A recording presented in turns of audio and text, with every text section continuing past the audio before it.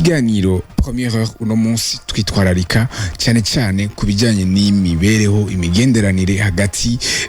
y'abakorana na cyane cyane iyo ufise ukuyoboye mu kazi usanga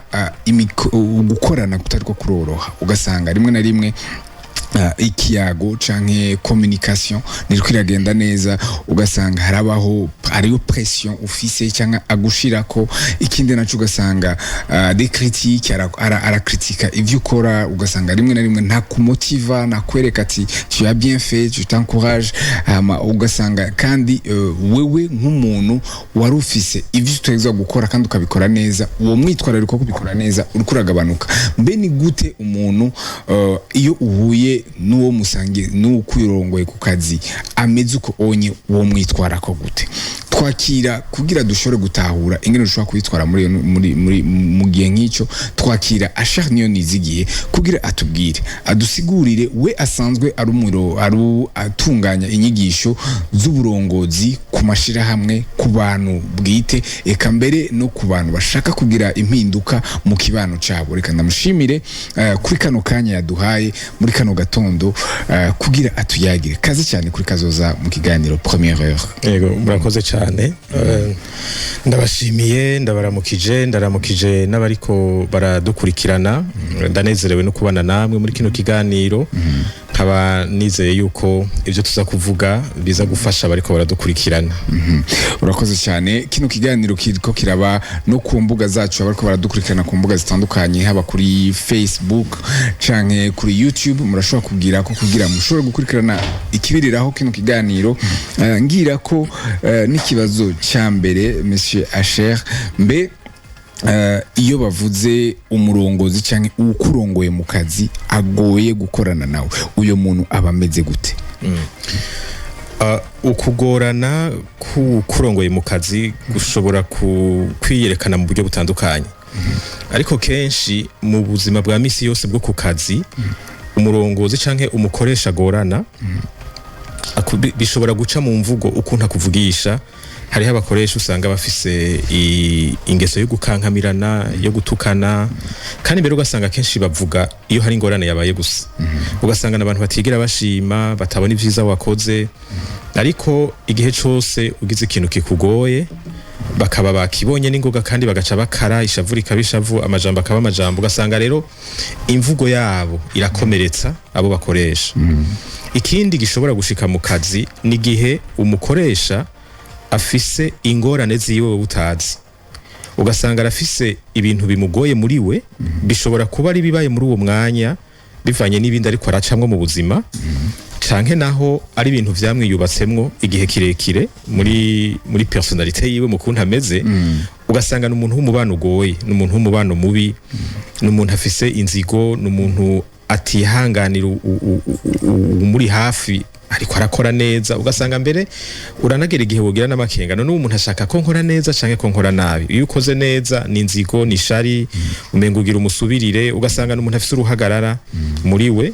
akagira ubwoba bwo kubona uri kuraduga ukabona ko afise akantu ko kugomba kugucinyiza no kugusubiza hasi kandi agukeneye kw'ibikorwa ivyo birashobora guterwa nuko hari ingorane afise ubwiwe canke naho bigaterwa n'ibikomere afise ubwo ruhagarara rukaba rufise inkomoko muri ivyo bikomere. Ahanini nivyo bibiri. Ikindi gishobora gushika ni gihe umurongozi wawe ari bamwe bakunda ibintu bikoze neza cyane birenze urugero aba perfectioniste. Iyo umuntu akunda ibintu bimeze neza cyane gose bisha bigaruka hahandi nahera n'umuntu atigera ashima ikintu na kimwe wakoze yama imisi yose arondera kuraba ico utakoze neza ico wakoze neza ntakibone ivyo rero bica bivuna umutima uwo mukozi aca abona umenga sinzokwigera nshimirwa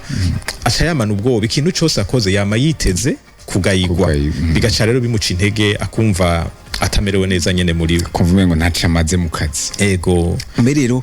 iyo umaze kubona iyo umukoresha wawe afise inyifato nk'iyo niyahe comportement nziza ukwiye gukira face y'umuntu nk'uyu? Inyifato umukozi akwiye kugira ubwa mbere bwo hariho inyifato zitavana n'ingene umukoresha wawe agorana uko agorana uko ariko kose mbere washaka niyo atobagorana umukozi wese agiye mu kazi akwiye kuza afise inyifato imeze gutya, akwiye kuza afise umwitwarariko wo gufasha umurongozi wiwe gushika ku ntumbero z'akazi, les objectifs opérationnels bariko barakorerako. Ni vyiza kumenya ngo uyu murongozi wanje muri uyu mwaka muri aya mezi 3 intumbero afise nizi, hanyuma wowe ukitahura nk'uhari kugira ngo umufashe kuzishikako. Iyo uzanye rero uwo mutima biguha inguvu zo kugira umwitwarariko wo gukora neza ivyo utegerezwa gukora, mbere iyo bishoboka ataco vyica ukanarenzako,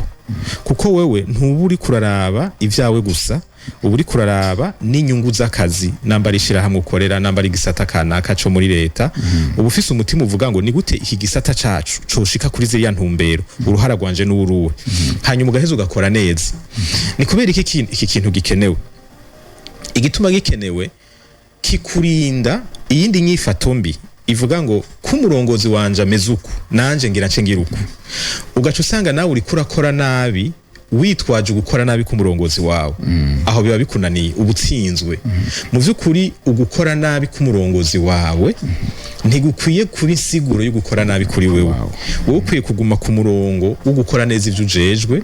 wisunze iriya ntumbero mufise mu kazi, ukitanga uko ushobora kose. Niwo mutima mwiza umukozi akwiye kuba afise, atitwararitse kunyifata kuri vya bindi bishobora kuba biko biramugora kumukoresha wiwe. Bijya uraheza ukaraba ingene rero ingene ubijera, ingene ubifata, ariko bidahinduye uwo mutima. No kuvuga ngo wowe ugumana ishaka ryo gukora neza, mugabo ugasigara uraba none uku kuntu ameze nako ndabigenze gute. Ivyo bikaza mu nyuma, ariko bikaza vyiyongera kuri uwo mutima wo gukora neza. Kuko burya mu kazi n'ahantu hagoye, kubera si vyiza ko tubona bijya vyo muri uwo mwanya gusa. Tuba turiko turubaka carrière, uburi kurubaka ubuzima, uburi kurubaka uburambe mu kazi, uburi kurandika kahise kawe mu bijanye n'akazi. Hariho inyifato ushobora kugira rero igaca ikononera ivy'imbere vyose, kandi wamenga irasiguritse. Umukoresha yamfashe nabi, reka nanje ndamukorera igafi. Ugasanga ico kintu ukoze giciye cica rwa rugendo rw'akazi warimwo, wari kurubaka kariyere nziza, mugabo uciye uyonona. Ariko naho bitoshika hiyo, burya si vyiza ko ubukozi bw'ikibi bw'abantu butuma natwe tuba inkozi z'ikibi. Hako ukora ikibi wofu mubiva mukabireka, mugabo ukagenda amaboko yawe adacafujwe n'ibintu bibi. Iyo niyo nyifato ya mbere. Ibisigaye hari ikindi ca kabiri, ariko imbere yuko tuja mu nyifato zijanye nuko kuntu aba ariko aragufata nabi, ikindi gica gikenerwa no kumenya uwo mukoresha wawe, kumumenya mu buryo bwo gutahura igituma ameze uko, afise ingorane yihe, ni igiki kimugoye, kumenya iyo biva. Kuko burya mu burongozi tumenyereye abari hejuru aribo baturongora, ariko burya n'umuntu ari hasi arashobora kurongora uri hejuru yiwe. Gute? No kuvuga wewe uhera hamwe navuga ubanza kuraba intumbero mufise, ukavuga uti uko yo kwifata kose hano dukora nk'umugwi, izi ntumbero bazijeje twebwe. Wewe bimugoye jewe nzomuramira, sinzoza nanje nca ndabitembagaza vyose. Ugacuja muri kirya kibanza c'uburongozi yatakaje, kuko iyo umukoresha agize inyifato zituma mudashika ku ntumbero, abatakaje kibanza c'uburongozi. Buryo uburongozi buri kubiri, hariho uburongozi bw'ikibanza icicaro wicayemwo, hakaba n'uburongozi ubu bushobozi bwo gutumbereza ibintu mu buryo butuma mushika ku ntumbero. Iyo rero umurongozi ariko arifata mu buryo butuma mudashika ku ntumbero, abatakaje ubu burongozi bwa kabiri nari mvuze. Wewe rero nk'umukozi mwiza uca ufata ico kibanza, no kuvuga uca ufasha iryo shirahamwe canke ico gisata murimwo kudatakaza ijya ntumbero kubera inyifato z'uwo mukoresha. Ivyo rero birasaba kumenya afise ingorane yihe, ni kubera ikameze uku. Hanyuma bigaca bigushikanaho uvuga ngo ni gute norinda izi nyifato ziwe ntizonone ibintu rwose hano. Umaze kumwiga ukamumenya, ucumenya nawe ingene wajusta inyifato zawe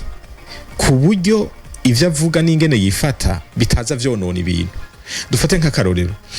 dufate ko ari wa muntu akunda gukankama.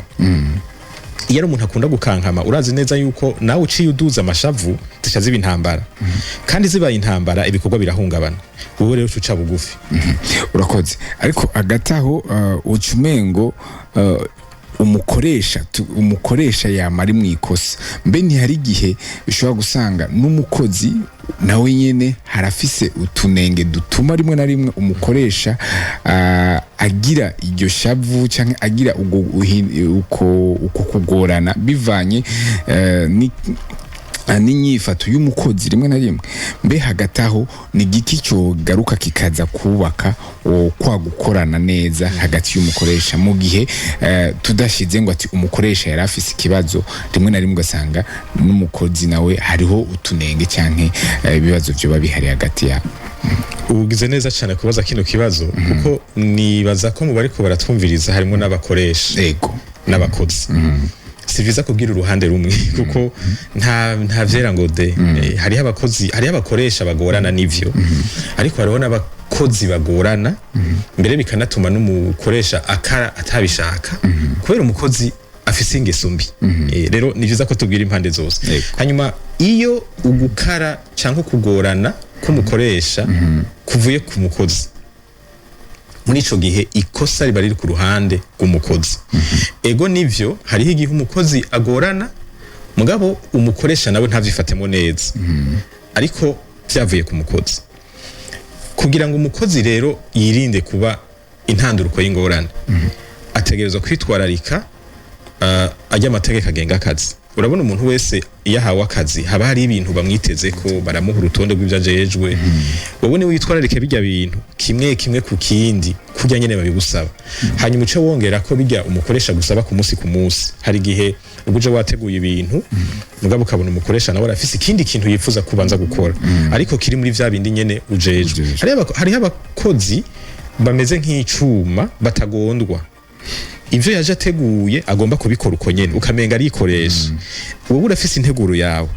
mugabo nimba umukoresha gusavye kugira ico uhinduye ba flexible imenyereze guhindura ivyo wateguye kuko umukoresha hari ico akeneye kuko nawe hajya haba hariho ibindi nawe bamukeneye ko kandi kugira ngo abironke akeneye ko nawe ukora ico kintu rero si vyiza ko umukozi yiyugarana ngo yumve ko iyo umukoresha nsavye guhindura ico nayo nateguye umenga nisi yubamye oya menyera kuba flexible kora neza ivyo ujejwe umviriza ivyo umukoresha kwiteze ko ubikore wirinda amakosa iyo akweretse ikosa canke ukudakora neza kwawe ubikosore kuko hariho n'abakozi badakunda kwerekwa amakosa sinzi ko muri abibona niko bimeze mu bantu hariho abantu b'abanyantege nke imbere muri bo iyo umweretse ikosa aca atangura kwisigura kandi ari ibintu bigaragara ukamenga kwemera ikosa ni ikintu kigoye cyane kuri we ni byiza ko umukozi aba umuntu ashobora kwemera ikosa vyoroshe iyo rihari kandi agasaba imbabazi kavuga ati munyihanganire vyangoye ariko ndagiye gukosora kandi ko kakagerageza kubikosora aho niho rero ingorane zizova handi ntizizova ku mukozi iyo umukozi asanze ziva kuri we nabanza kosore we nyene ntitugume dukarira abakoresha gusa. Urakoze imbere yuko tuva kuri kigabane cya mbere uruhara rwa communication gukiyago hagati abo bose twabonye ikibazo kuri kumukoresha rimwe na rimwe ko bishobora kuba bimuva ko turabonye ko rimwe n'igihe usanga hari abakozi batari flexible badahindurwa ivyo bateguye gukora vyoroshe hagati aho n'uruhe ruhara rw'ikiyago iyo hamaze kuba klima cyangwa icuka nk'icyo John David hana makuru na communication kubera twisonze insiguro yavyo mu gifaransa canke mu congereza usanga bitandukanye n'ikiyago ikiyago kirimwa akantu ka informel ni inkuru no kuvugana nyene gutera inkuru ariko mu kazi ni hana makuru partage d'information ni ikintu gikomeye cyane mbere washaka kenshi n'amatati kutumvikana gushwana bikunda kuva ngaho ihana makuru ritagenze neza uruhara guhana makuru no gutuma umukozi n'umukoresha bumva ibintu cyo kimwe no kuvuga ivyo umukozi yashikirije bikaba ari ivyo umukoresha yumva ivyo umukoresha yavuze bikaba ari ivyo umukozi yumva ariko rero ihana makuru womenga riroroshe ariko riragoye kubera iki kubera imigenderanire y'umukozi n'umukoresha iraba mu tuntu dutuma bitoroha la dynamique y'iyo relation hagati y'umukozi n'umukoresha hariho abakoresha bafise ingorane yo gutanga amakuru agenda muri sense imwe akubwira kora uku uze kubinzanira ibi niba ya masaha sawa cugenda ntiyakubajije ko wabitahuye ntiyamenye ko uza kubishobora ntazi ko atakibazo ufise ugasanga ntibigera bibuka kubaza umukozi ibi bintu urabitahuye hari kibazo ufise ubona bishoboka hari intambamye ubona no ushobora kugufashamo kugira ngo bishoboke ugasanga ikiyago cabo ni sens unique arakubwira ugacugenda kenshi rero aho niho haba kutumvikana hari igihe usanga umukozi nawe hari cyatumvise neza agashagenda agakora ivyo yumvise mugabo wa mukoresha yaza agasanga ivyo yakoze ntibisa n'ivyo yari yamubariye mu bisanzwe ikosa riba riri kumukoresha communication nziza guhana makuru kwiza kuraba mu guhana nyene nico gituma ndavita ihana makuru ntutanga gusa nawe urasaba feedback uramubaza uti wavyumvise gute kurundi ruhande muri ya dynamique nyene ya relation y'umukozi n'umukoresha hariho n'abakozi batinya kubaza akumva ko ibintu atavyumvise neza mugabo agapfa guhonyorera ko ati novuga kumbure bahava bibaza ngo sinubaha ugasanga ariko akora hari n'ubucaja kubaza abo bakorana ngo mbega uko yambara ibintu yashatse kuvuga iki oya iyo ufise ikibazo ngo yashatse kuvuga iki kibazo wakibajije uwabivuze nyene kuko bariya nabo baca bakubwira ivyo biyumvira kandi ivyo biyumvira bishobora kuba atari vyo rero ni vyiza ko umukozi nawe yubahuka ntaba umuntu w'umunyabwoba akabaza mu rufasoni mbega mushatse kuvuga iki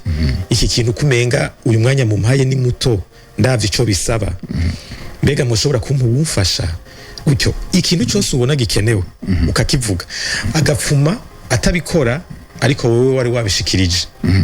kugira ngo ntihagire ingorane ziba hageze gushira mu ngiro urakoze rero agataho hariho amakosa cyangwa novuga ama-erreur haba kumukoresha ku mukozi akunda gushika kenshi iyo ivyo bintu vyose vyahuriye hamwe habaye inyifato canke kamere k'umukozi habaye akamere k'umukoresha habaye uko guhana makuru kutagenze neza hagati agacakurikira rero ya ma-erreur canke ya makosa usanga aherekezwa mbe hoho ivyo biratuma habaho ayo makosa mbe ayo makosa kenshi iyo ibintu bimeze uko onye nayahe makosa akunda gushika mu kazi hama yokosorwa gute iyo umukoresha afise ukuntu agorana canke umukozi nawe afise ukuntu nyene kwiwa agorana canke iyo habayeho kudahana amakuru neza amakosa akunda gukogwa na atatu hari igihe umukozi adatahura neza icavuzwe agakora ibitari vyo canke naho agakora ivyo yarakwiye gukora mugabo akabikora nabi canke naho ica gatatu akabikora neza mugabo ntiyubahiriza umwanya ibirenze ivyo bica biba vya bindi vy'amajambo kuvugana nabi hamusanga umukozi ariko aravuga nabo umukoresha birinze biduga bigashikira umukoresha bigaca biba ivy'ibihano ugaca usanga harimo ivyo gukarira umukozi cane ivyo biba vyinjiye rero muri climat de travail bica vyonona icuka cyo ku kazi ariko biba vyahereye muri uku kudakora ivyo bamwitezeko kutabikora neza canke kutabikora kugiye iyo ayo makosa rero ashitse iyo amakosa ashitse umuntu wa mbere afise ico gukora n'umukoresha mu guhamagara uwo muntu vyerekeye mukabivugana muri babiri si vyiza ko umukoresha aca kujana mu nama ukazabumva ariko aragutanga kwa karorero kumbura ari huri canke utahari mugabo atigeze abikubarira bwa maso mu yandi kya kintu kirababaza gose muhamagare mu biro mubaze uti vyakugendeye gute kubigenze gutya ko naye nakubwiye uko nkakubarira umwanya uwo hanyuma muri ico kiyago rero mwumvirize wari n'abakoresha iyo wakoze ikosa aguhamagara kugira ngo agutuke gusa ntanakubaza ni igiki cyakugoye konzi ibi bintu wowe ubishoboye vyakunaniriye hehe muntu mbere yo gutahura ingorane wagize umenga abayamaze guca urubanza yahejeje uje nukugukarira gusa no kugutuka ugaca usanga noneho ugiye ubabaye kurusha ni vyiza ko umukoresha rero akubaza kandi akakumviriza hanyuma nawe umukozi nimba hari cyakugoye gisigure nimba wagize ubugaba vuga uti naracitse intege kubera iki niki kuko uko duhishanya ukuri niko ibintu vyononekara uca usanga n'ubundi umukoresha aguma yiteze ibintu atazoronka kubera wamubariye ibitari mu mutima hanyuma muri uko kuvugana ku ngorane zabaye hariho ikintu kiba gikenewe cyane cyo guhanura cyane cyane abakoresha vuga ingorane reka kuvuga umuntu no kuvuga ikiyago mu gitumbereze kuri ico kintu cabaye ntuvuge ucumita uwo muntu urashobora kuvuga uti nk'akarorero wowe jo nari nagusavye ngo untegurire ikete ndashaka kurungikira aba partenaire bacu nari nakubwiye ko isaha 4 ariho nzoba ndarikeneye mugabo warirongitse isaha 4 n'inusu habaye iki hakugoye iki aho bubajije ikibazo ciza mugabo uje uvuga ngo wewe uri umuntu agorana uri umuntu mubi igihe cyose ndagutumye ibintu wamubikora nabi urumva aho wamaze kwataka wamaze gutuka uwo muntu wamaze kumwita ko ari umuntu mubi nawe acaja mu byo kwivuna atagiye mu byo kwivuna naho kubera kukubaha acahora mugabo ahoranye igikomere mu mutima ico gikomere asohotse aca bigendera kuvuga nabi nawe urusanga ibintu bica vyononekara ariko muvuganya amaso mu yandi mugatumbera ku kibazo aho ubona uwo mugabisha avertise mukamugabisha ibi rero ntibibandanye burya ni bibi kandi ntituzovyihanganira hano ntituvyemera akumva ko harimo gukara mugabo akumva ko adatutswe hanyuma ugaca rero umukurikirana kubikurikira kugira ngo ryakosa ntirisubire nico kiganiro kiba gikenewe mu bisanzwe urakoze cyane kuvuga ibijyanye no kuyaga mu nteguro za kino kiganiro imbere yuko tugitegura twaragerageze gukora sondage mu nteguro za kino kiganiro tubaza abakurikirana imbuga zacu babaza mbe iyo ufise umukoresha cyangwa ukurongora ku kazi akugoye ugira gute ibice byinshi kwijana bavuze ati ndamuataka personnellement nkabimubwira abandi bavuga ati jewe nariyakiriye no kuvuga simvuga mbe mwebwe kabuhinga mwibaza ko iyo comportement yo kwiyakira izana na kubera iki n'uyo muntu agira izo nguvu zo kuvuga ati ndagiye kumuvugisha nawe ari umurongozi wanje zivahe niyo itandukaniro iri hagati y'abo bantu babiri uwo avuga ati nariyakiriye je ndicara nkakora biguma bavuze ati ndakora ivyo yambwiye ama ntagire ikindi ndenza ko cyangwa nkamwafronta tukavugana abo bantu babiri barangwa n'iki batandukaniye hehe abo bantu babiri ikintu kibatandukanya gishobora kuba kiri muri bo canke kiri kubakoresha sinocira urubanza abantu bose bahisemo kwiyakira hariho igihe usanga kuvugisha umukoresha wawe vyo babibi kurusha ijambo ryose uvuze agaca rihindukiza ugasanga iciza wari kurarondera kivuyemo ikibi hariho abantu bagoye cyane naho uzura umunyamahoro gute ukaza uciye bugufi gute ico uvuga cyose iyo kimwerekeye ari wowe uca wita umuntu mubi rero iyo ufise umukoresha nk'uwo haragera igihe uvuga uti hako nkwega ingorane zirutizi reka basi ngumanize mfise kaniyakira rero birashoboka ko biba bivuye kuri uwo mukoresha ariko uvuze ngo budasa buri hagati yabo urumva uri ushatse kuvuga bo amukoresha tumureke bo budasa bwabo buhagaze kuki buhagaze ku mero kama burashobora kuva ku mero kama amatemperament ingene basanzwe bameze hariho abantu bibagora kubika ikintu kitameze neza mu bwenge bwabo abo ni nk'abakolerique ni nk'abasange abo iyo hari ikintu kitameze neza baronka amahoro mu kivuganya kandi mbere washaka barashobora no kuvugisha gukoresha amajambo akaze mbere iyo ukoresha umuntu nk'uwo ni byiza kuvyitega wavuze ngo baca bamwataka arashobora gukoresha imvugo umenga ariko arakwataka muga mu vy'ukuri nuko ameze intumbero yose kukwataka no gusohora ivyo bintu biri muri we aronka amahoro yumve ko yabivuze kandi wavuga ati ingingo zose ufata mafu jewe ico nateza gukora nagikoze abo rero niyo mero yabo hakaba nabandi bibagora kuvuga imbere yuko asohora ijambo abanza kwiyumvira mbega za kuvyakira gute mbega hamwe yogira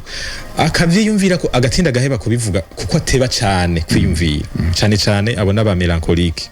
iyo rero umuntu ameze gutyo abakwiye kumenya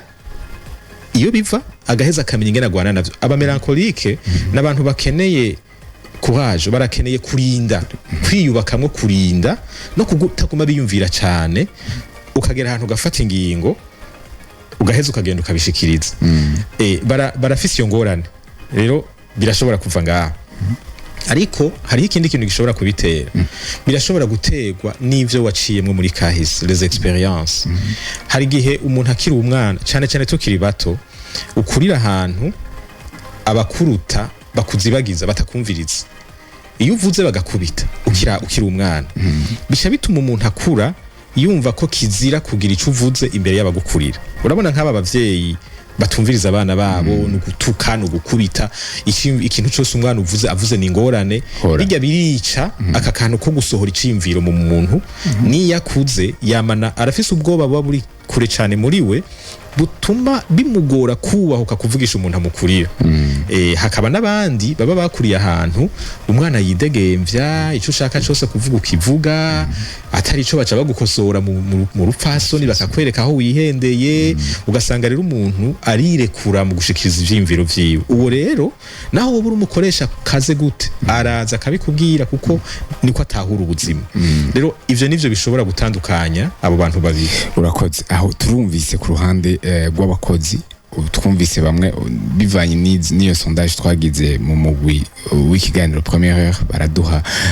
turaronka ivyo biharuro ariko kumukoresha rero kumukoresha amaze kubona izo temperament amaze kubona abo bakoresha ati bamwe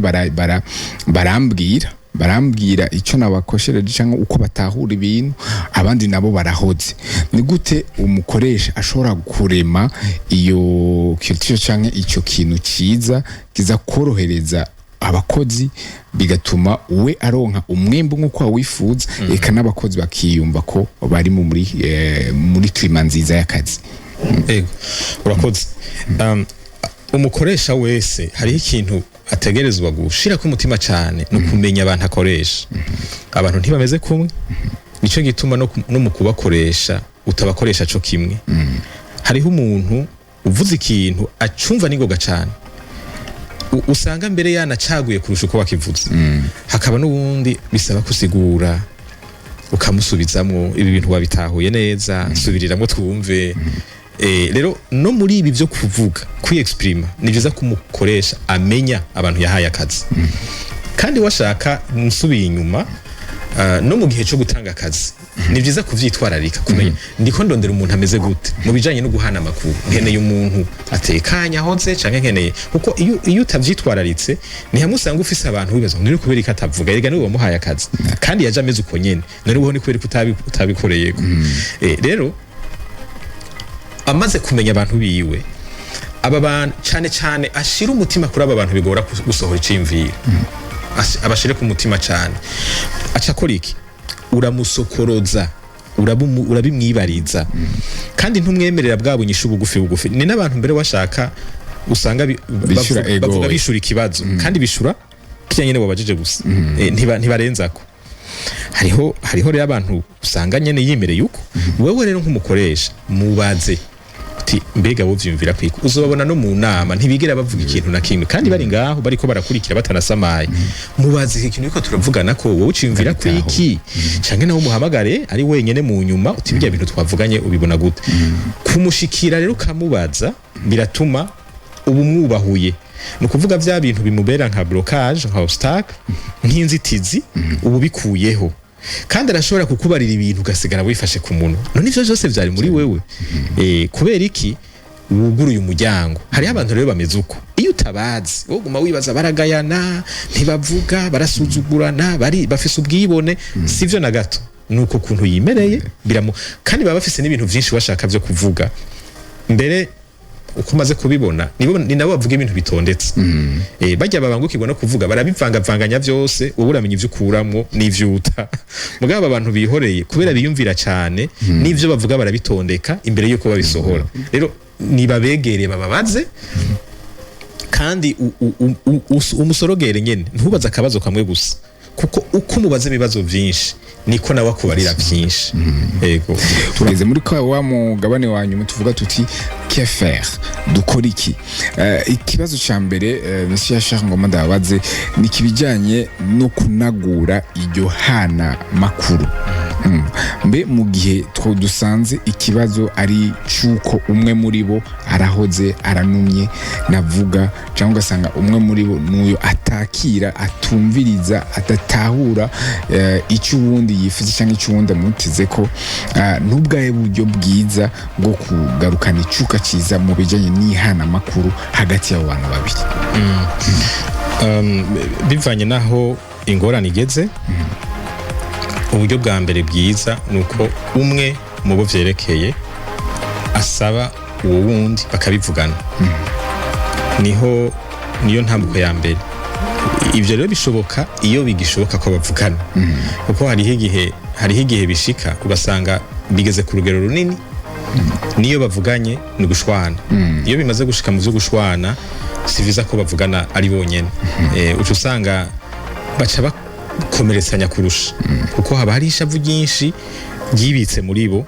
rica risohoka rero mu majambo agumye hanyuma muri ibi vy'akazi urabona uri kumwe n'umukoresha aba agufise ko ububasha hari igihe we ishavu ryiwe ridasohokera mu majambo bisohokera mu ngingo ugasanga rero biciye bivamwo ingingo mbi ku mukozi ari nazo zivamwo mbere no kwitwara mu masentare nyene bigaca biba ibintu bibi cyane rero iyo bishoboka ko bavugana mu mahoro bakavugana ku ngorane badahangana hagati yabo iri jambo ryo guhangana ni nko kwataka bakavugana ku ngorane hamwe ibishobisho emotion atabarengera ngo atume ikiyago gihusha ngo kije mu vyo gushwana nyene aho ni vyiza ko babivugana ninde akwiye gufata intambuko ya mbere novuga ko umukoresha aguma afise uruhara runini kuko mu vy'ukuri niwe abazwa ivy'akazi niwe abazwa ubwa mbere iyo rero abona hariho imigenderanire itari kwiragenda neza mu kazi niwe akwiye kwitwararika gukosora ivyo bintu kuko abazi ko bizogira ingaruka ku mwimbu ariko bishitse umukoresha akaba ari wa wundi nawe ari mafata cyo bimubwiye umwe nyene yimereye uko umukozi nawe arafise uburenganzira bwo gusaba akamwumviriza akamushikiriza ibimugoye kuko sinavyiza ko umukozi nawe aja ngaha akagogwa ntiyigere abishikiriza kuko n'umukoresha arashobora kubifata minenegwa akabisuzestima akibaza ko ari ibintu bito kuko burya umubabaro umenywa na nyenewe umukoresha arashobora gusuzugura umubabaro w'umukozi akibaza ko ari ibisanzwe mugabo nyenewe yumva aho bimugejeje arashobora gutera intambwe ya mbere agasaba umukoresha ati je ndafise ikintu nifuza ko tuganira hari ikintu kingoye hano ku kazi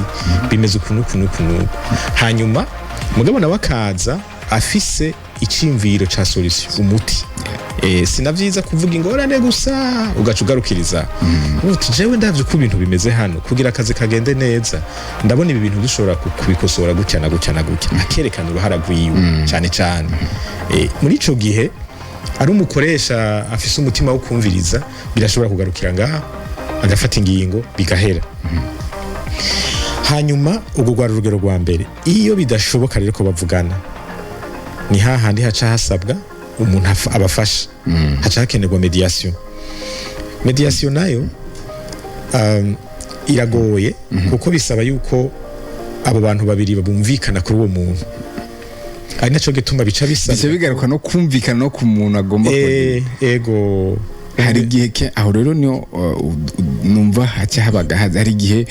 umva umuntu wari we wese yoza akabumviriza iyo shwa rero uko guhitamwa umuntu aba akwiye kubumviriza ninda yigira aba akwiye kuba umuntu ameze gute ni muri bakoresha cyangwa muri bakoze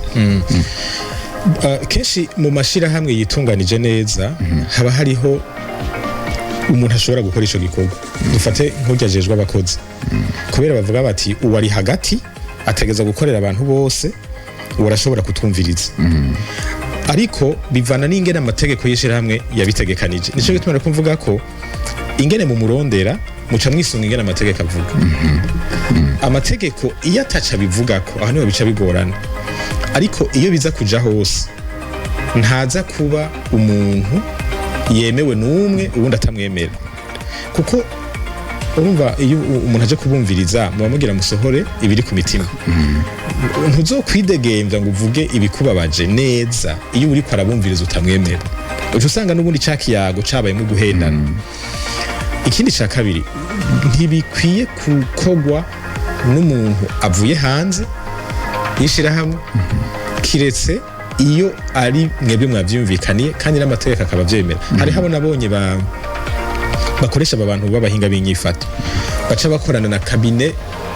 y'abapsikologe bati muduhe umuntu w'ibanga ashobora kudufasha akatwumviriza. Iyo vyemewe n'ishirahamwe n'amahoro. Mugabo we ntushaka kuvuga ngo ndafise umugenzi hariya muri quartier ngo ngira ndamusabe kubera iki abagira aze kumviriza amabanga y'akazi. None mumenya gute ko ayo mabanga azoyazigama ko atazoyakoresha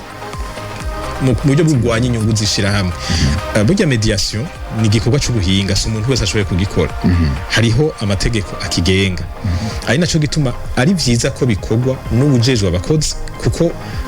mu bisanzwe umuntu yize ivyo kutunganyiriza abakozi mu kazi aba yarahawe n'ubumenyi bushobora kumufasha kumenya ingene ajera ivyo bintu. Kandi nk'umuntu ari imbere mu ishira hamwe ari muri boîte abazi ko hariho abafise obligation de confidentialité, abazi ko atemerewe gusohora amabanga y'akazi. Iyo murondeye umuntu w'umuhinga avuye hanze naho nyene akwiye kuba umuntu yavyize kugira ngo amenye ingene yifata.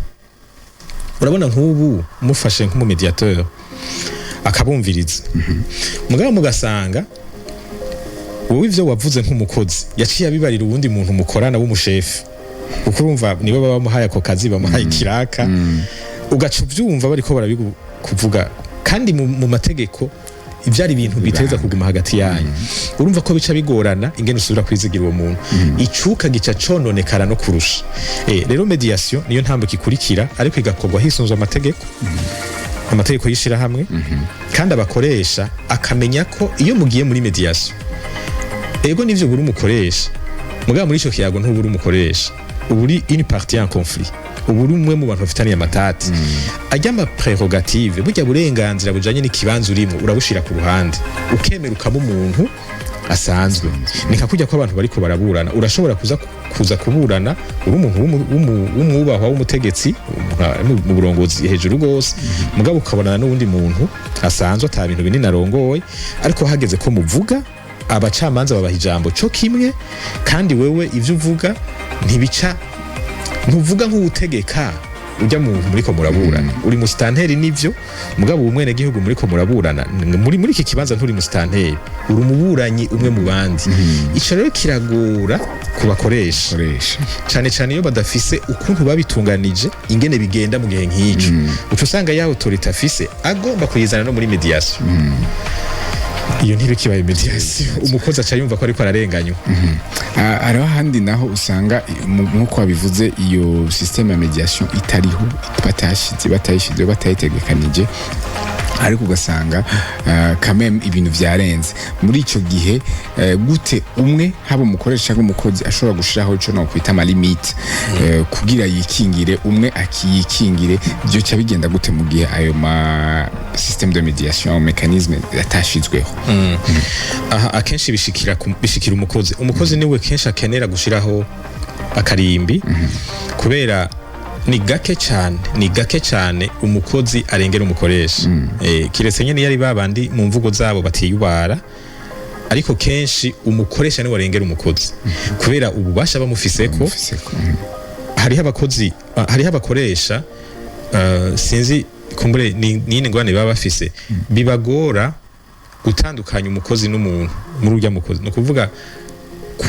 kumufata nk'umukozi nivyo ariko wubaha umuntu ari muri we, no kuvuga ukubaha la dignité humaine y'uwo muntu. Bakumva umenga kwera ndagukoresha ndashobora kugutuka, ndashobora kukwita amazina yose nshatse, ndashobora kukwita ikirofa kubera ikosa kana kabakozi. Umukozi rero ni wakeneye gushira ku karimbi kandi ivyo bikora hakiri kare. Iyo ubonye umukoresha wawe akubabaza, agutuka, agukomeretsa, ukabona ko atakubaha nk'umuntu, kuko hariho kubaha ugukurira mugaha hariho no kubaha umuntu, ukabona ko agufata nabi,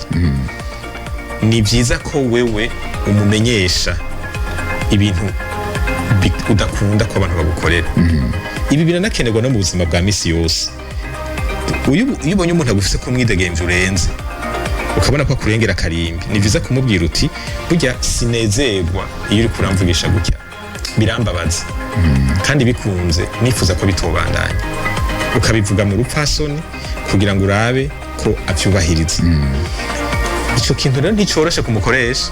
kuko ucumenga wowe uri umukozi uje kumva amategeko ivyo bimbwiye gute uje kumbwira ingene mvuga n'ingene nifata nkande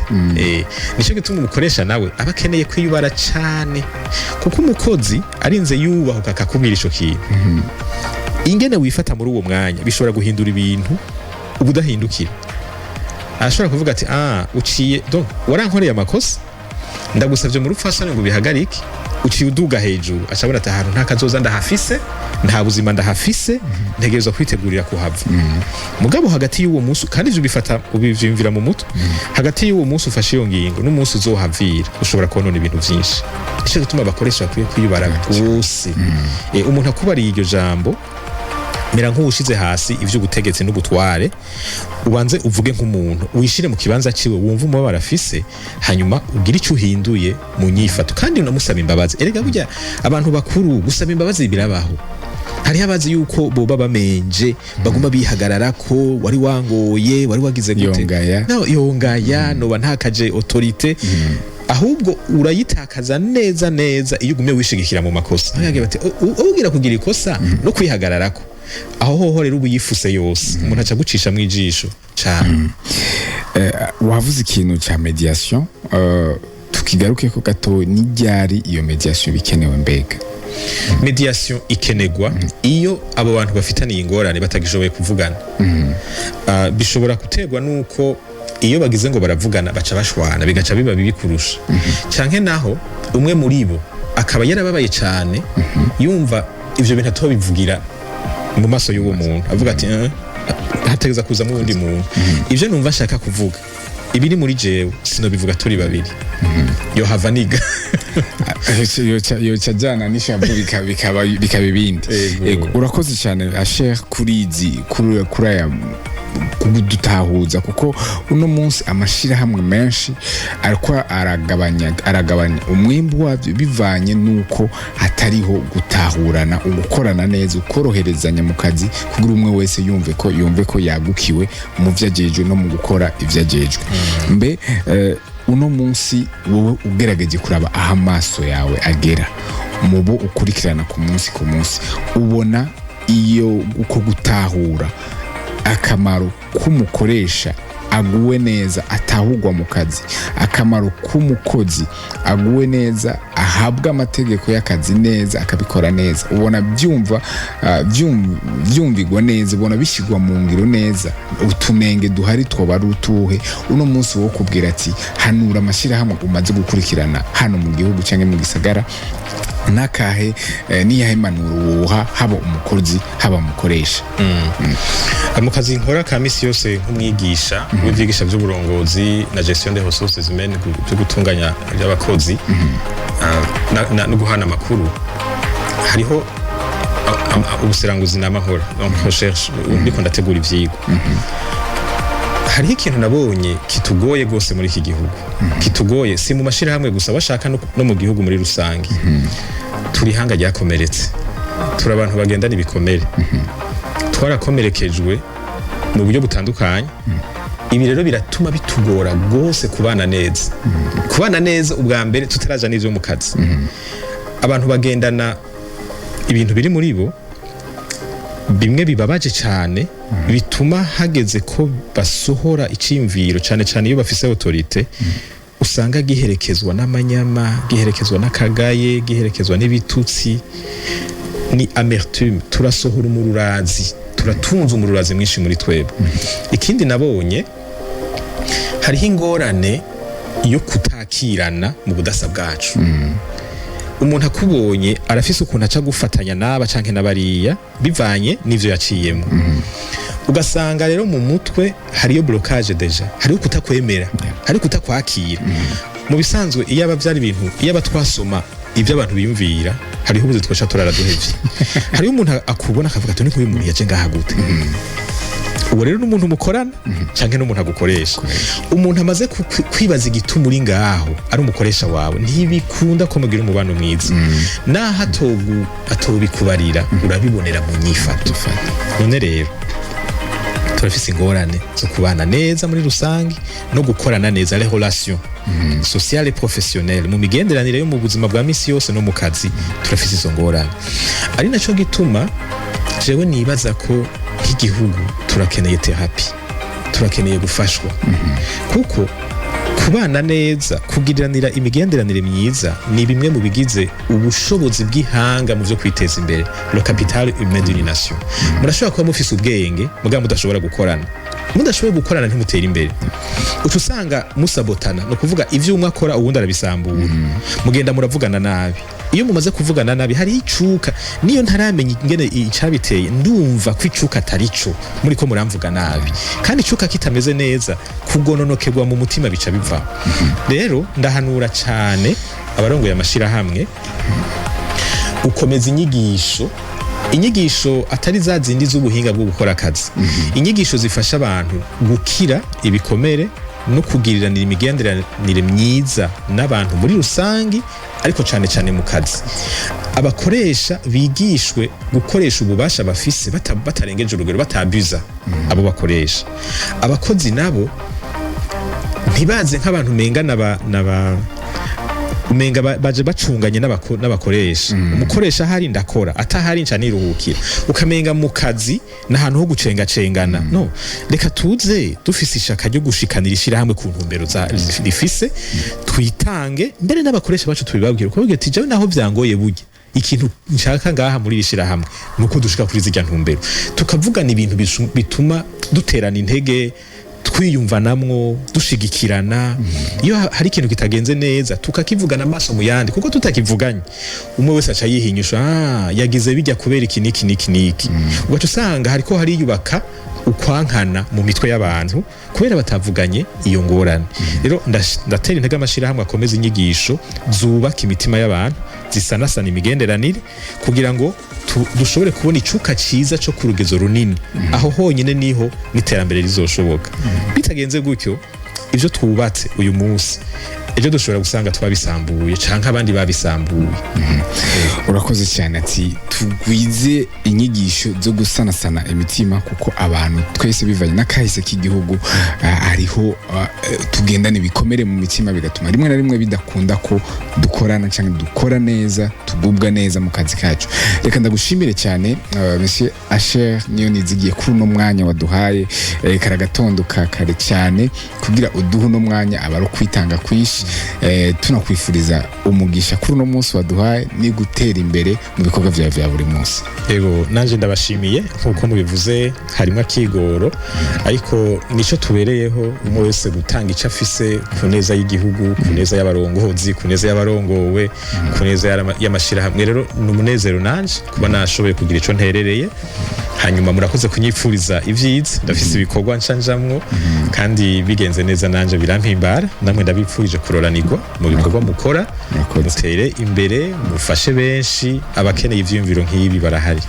Murakoze cyane. Murakoze namwe bakunzi ba Kazoza FM Web TV, bakunzi b'ikiganiro première ya saha ya mbere ihindura vyose ku munsi wawe, ubishize no mu ngiro ugasanga ihinduye byinshi mu buzima bwawe. Reka tubashimire kuri no mwanya muduha ku munsi kugira mubane natwe gwera ku munsi wa mbere gushika ku munsi wa gatanu, tuyaga ibintu bijanye, haba ibijanye n'ubudandaji, haba ibijanye n'akazi, haba ibijanye n'ubutunzi, haba ibijanye n'imibano ya misi yose, mu bisanga muri kino kiganiro. Bakunzi bakazoza FM Web TV, gumana natwe dusubire duhure ku munsi weje mu kino kiganiro nk'iki nyene. Ahanje Branly ndabifurije iterambere no kugwiza umwimbu mu bikorwa vyanyu vya buri munsi. Ciao ciao na hejo. Kazoza FM, be your own boss.